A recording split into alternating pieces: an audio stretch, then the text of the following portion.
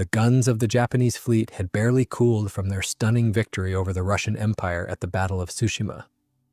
But almost immediately, Japan faced a brand new, formidable opponent. The United States was making it crystal clear that it was ready to protect its economic interests and investments in China by any means necessary. To project this power, United States President Theodore Roosevelt organized the famous voyage of the Great White Fleet. Between 1907 and 1909, 16 American battleships completed an unprecedented voyage around the globe. They sailed the exact same route that the Russian squadron of Admiral Zиновий Petrovich Rozhdestvensky had taken to their doom. The message was obvious. They wanted to show the Japanese that the American battle fleet was not the Russian squadron they had just defeated. Instead, it was a very real, overwhelming force, and it fully intended to dominate the Pacific. Now, a blatant show of force like that might have intimidated just about anyone else, but not the ambitious Japanese military leadership. This American challenge only fueled their martial spirit and kicked their naval engineering into overdrive. Starting in 1908, they officially designated the United States as their primary potential adversary. The empire then began gearing up for what it saw as an inevitable showdown. The Japanese admirals knew exactly what they were up against. America had a massive industrial advantage. Politically, the United States was never going to let Japan build a battle fleet that was larger or even equal to their own. This harsh reality was cemented during the 1922 Washington Naval Conference. There, Japan was forced to accept an unfavorable 5-5-3 capital ship tonnage ratio. This limit was heavily skewed in favor of the United States and Great Britain. By this time, Britain had already transitioned from a reliable Japanese ally into a direct competitor. Any less determined nation probably would have just thrown in the towel and accepted those limits.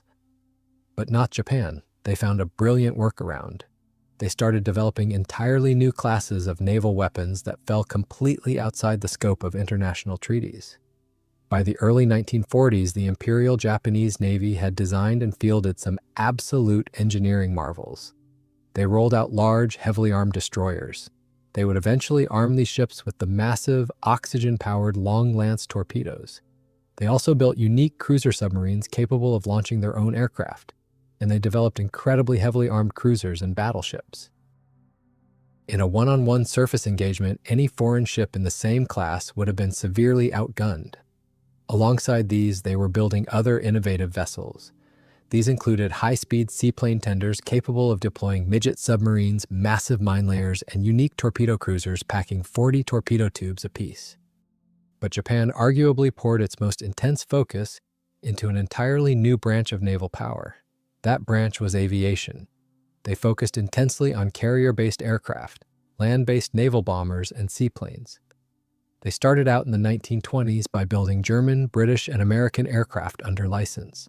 But Japan pushed forward so rapidly that by the time they entered World War II, they were fielding some of the most capable aircraft in the world. These included highly advanced carrier-based fighters, dive bombers, and torpedo bombers. The Imperial Japanese Navy land-based aviation squadrons introduced twin-engine attack bombers with unprecedented combat range. And then there were the heavy maritime patrol flying boats built by Kawanishi.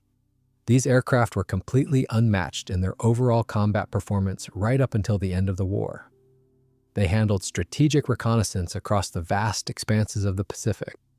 These famous flying boats entered service as the H8K. The Allies later assigned them the reporting name Emily. None of this was by accident. Everything was designed to fit perfectly into a highly calculated strategic vision. The Imperial Japanese Navy relentlessly drilled this doctrine over and over in massive fleet exercises. Their ultimate goal was securing a swift, decisive victory by completely wiping out the United States Pacific Fleet in a massive naval strike. Interestingly enough, the infamous attack on Pearl Harbor on December 7, 1941, really did not fit into the original logic of those carefully laid out strategic plans. But the commander-in-chief of the combined fleet, Admiral Isoroku Yamamoto, managed to sell the idea of this bold strike. He convinced most of the younger naval officers and the political elite of the country. Ultimately, this move turned a plan for a quick, calculated victory into a long, grueling, and completely fatal war of attrition for Japan.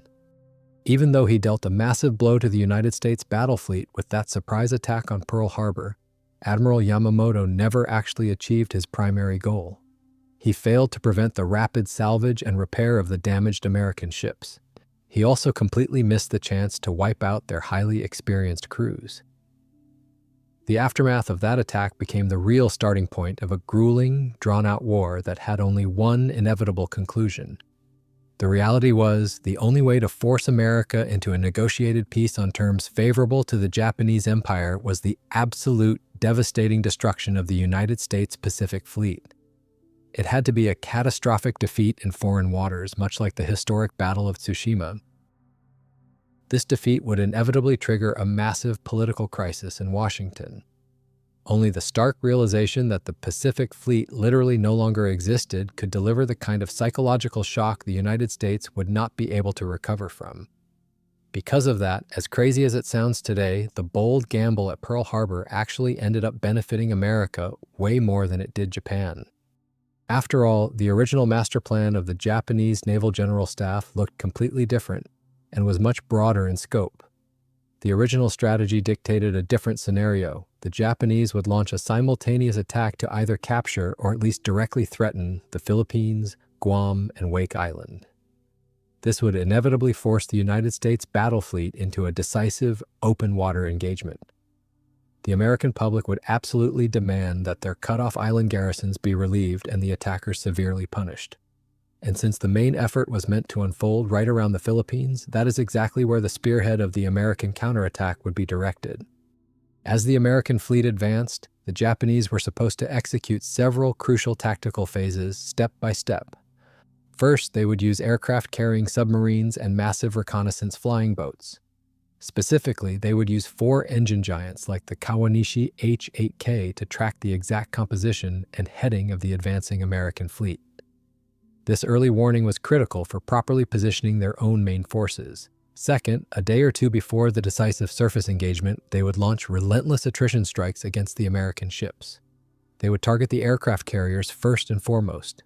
To pull this off, they planned to use their fast carrier strike groups and surprise night attacks by torpedo-carrying flying boats.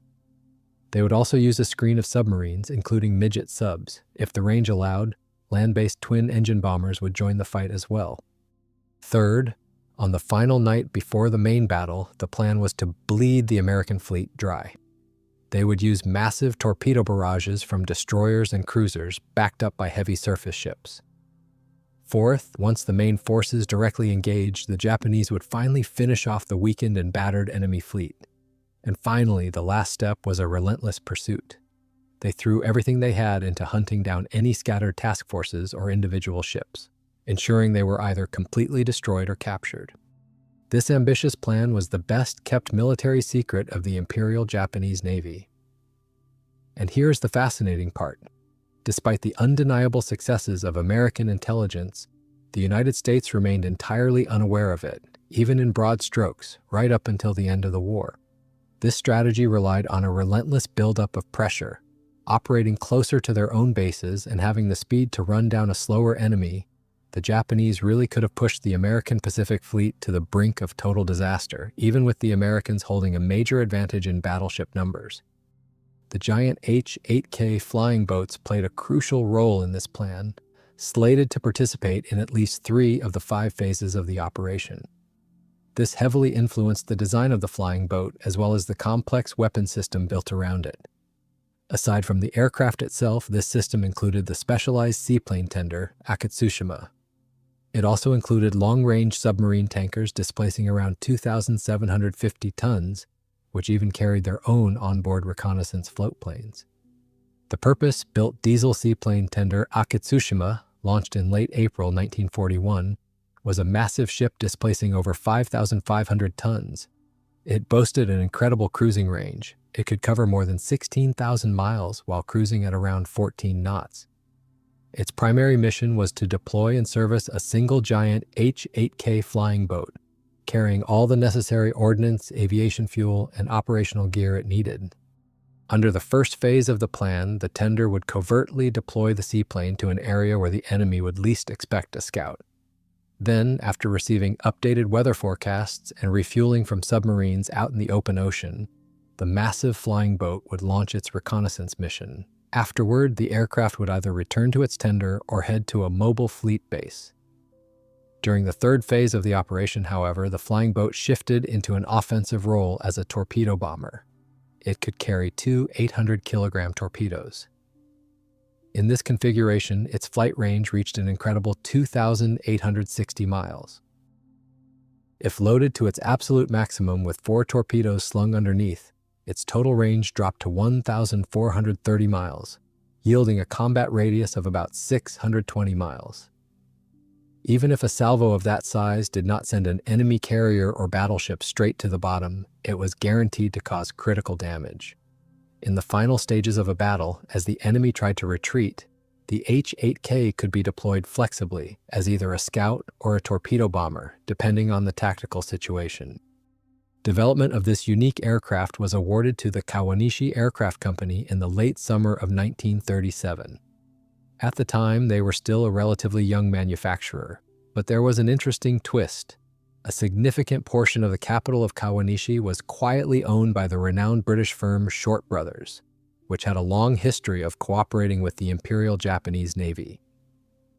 This partnership was highly beneficial for both sides. The Japanese gained direct access to the latest British flying boat technology, while Short Brothers managed to avoid the taxes associated with selling manufacturing licenses to Japan.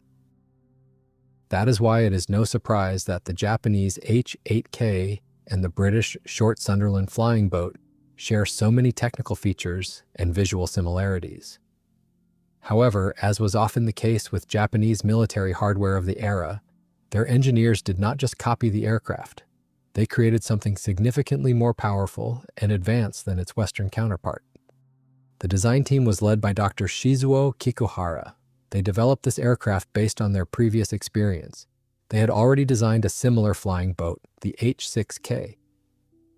This aircraft entered Navy service in early 1937. Conceptually, it was as if they took the older H8K and added an upper deck, then attached the wing directly to the fuselage to create a classic high-wing monoplane. That would give you the new H8K. The more spacious hull, combined with improved aerodynamics, represented a true technological breakthrough. Their initial requirements had been incredibly strict, so the military was thoroughly impressed with the performance of the new aircraft. The maximum takeoff weight could not exceed 55,000 pounds. With a standard combat payload, the aircraft had to reach 280 miles per hour. This speed was required at an altitude of 16,400 feet.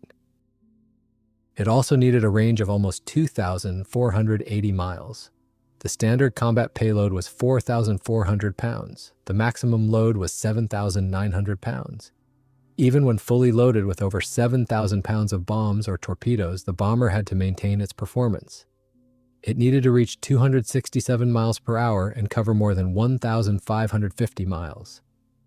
Cruising speed was set right around 186 miles per hour. For regular patrols or ferry flights, the range was an unbelievable 4,040 miles at standard weight. It reached over 4,660 miles when carrying a maximum fuel load. This massive aircraft was operated by a crew of 9. When the new flying boat finally began testing, the results closely matched the original specifications. The Navy brass were completely thrilled. They had not just acquired the best seaplane in its class. When paired with the specialized seaplane tender Akatsushima, the Navy gained a cutting-edge transoceanic strike and reconnaissance system. This system was capable of operating far beyond their usual waters. The first prototype was completed on December 29, 1940. It was built at the Kawanishi-owned Konan plant located just outside Osaka. Just 2 days later, the prototype began its initial factory trials. At the controls of this giant was a highly experienced pilot. His name was Lieutenant Commander Hiromichi Ito. But the very first water taxi tests and short hops revealed a major issue. As soon as the flying boat accelerated to between 28 and 34 miles per hour, a massive plume of spray kicked up from under the nose. This relentlessly flooded the inboard engines. The issue came to a head on January 11, 1941. A powerful blast of water hit one of the inboard engines so hard it actually damaged the propeller. To fix this, they brought in researchers from Tokyo University. Following a series of scale model tests in a specialized towing tank, the design was tweaked. They added extra spray deflectors to the forward hull. They also deepened the hull step by about 20 inches. Engineers significantly increased the rudder area as well. Test pilots had also complained of exhausting control forces. After refining the first prototype, extensive testing continued with the next 3 airframes. These new aircraft were noticeably different from the initial prototype. Instead of 2 20mm cannons and 4 7.7mm machine guns, they received a much heavier arsenal. This included 5 20mm cannons and 3 machine guns. The engines got an upgrade too. The aircraft were fitted with more fuel-efficient Mitsubishi Kase Model 12 engines.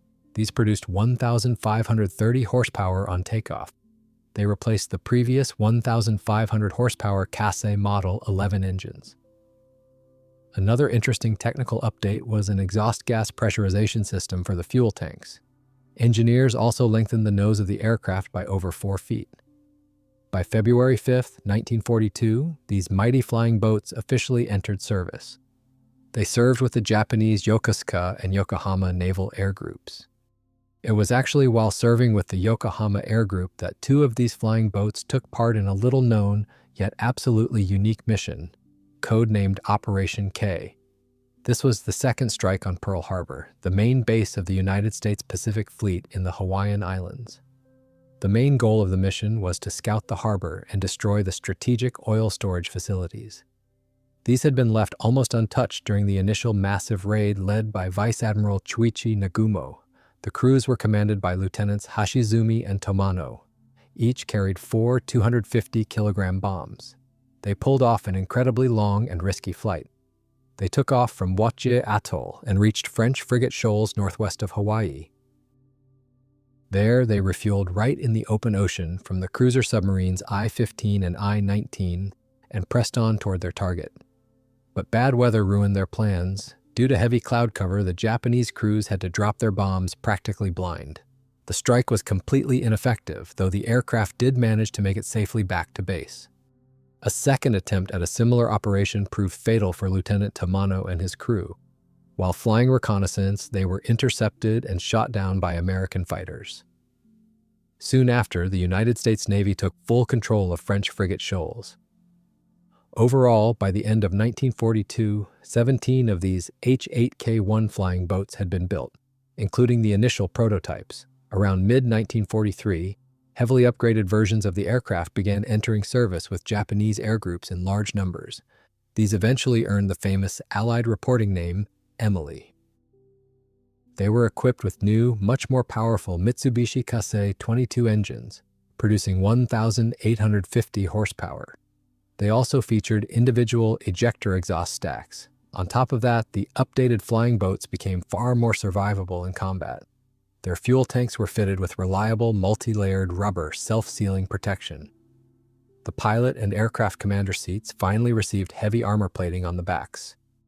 Right up to the end of the war in August 1945, another 112 H8K-2 aircraft joined the fleet.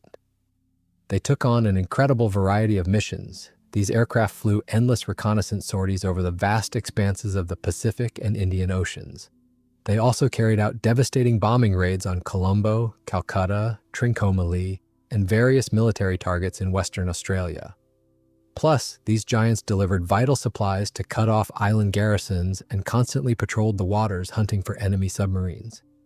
To make these patrols as effective as possible, special air-to-surface search radars were installed on some of the flying boats in 1944. In the sub-hunting role, they were just as successful as the famous British short Sunderland. According to historical records, at least 7 American submarines were sent to the bottom with the direct involvement of these Japanese winged giants. While flying these dangerous combat missions, Emily flying boats frequently clashed with American fighters. United States pilots considered the Emily notoriously difficult to shoot down. It was arguably the most rugged target of the entire war. There were times when, just to bring down a single H-8K, 5 or 6 American fighters had to completely expend their ammunition. However, in the latter half of the war, the United States held an overwhelming advantage in both aircraft numbers and firepower. Constant massed attacks took their toll. By the time of the formal surrender of Japan, only 2 flying boats of this type had survived. All the seaplanes of the specialized H8K-2L transport variant were also completely destroyed. Incidentally, this cargo version was developed following a very tragic and dramatic event for the entire Japanese Navy. In April 1943, a dramatic aerial interception unfolded over Bougainville Island in the Solomon Islands. American fighters intercepted and shot down 2 Japanese G4M1 bombers. The shoot-down killed several top officers of the Japanese combined fleet. This included its commander-in-chief, the legendary Admiral Isoroku Yamamoto. The Americans had broken the Japanese naval codes and knew his exact flight path. The mission to eliminate the Japanese admiral was personally approved by United States President Franklin Roosevelt and Secretary of the Navy Frank Knox. After this devastating loss, the Japanese High Command realized a critical need. Their top leadership required a much more reliable and heavily armored aircraft. They selected the massive H8K flying boat. By that fall, engineers had already completed the first heavily modified transport version of the aircraft.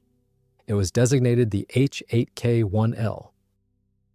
The Japanese later built 4 more of these aircraft in a special VIP transport configuration. These were designated as the H8K-2L. Alongside the crew, the flying boat could comfortably accommodate up to 29 passengers. The remaining 32 aircraft in this transport series were built as high-capacity troop carriers. They were equipped with 64 seats. For defense, these aircraft were armed with 2 20mm cannons. Some carried a combination of one 20mm cannon and a heavy 13mm machine gun. These flying boats proved incredibly reliable and were highly regarded by their crews and passengers. However, in a cruel twist of fate, the Japanese combined fleet lost its commander once again. This time it happened aboard an H8K-2L. The new commander-in-chief, Vice Admiral Minechi Koga, went missing in 1944. His flying boat vanished into a massive typhoon during a flight from Palau to Davao. That same year, the Japanese were gearing up to produce an even more advanced model of the seaplane.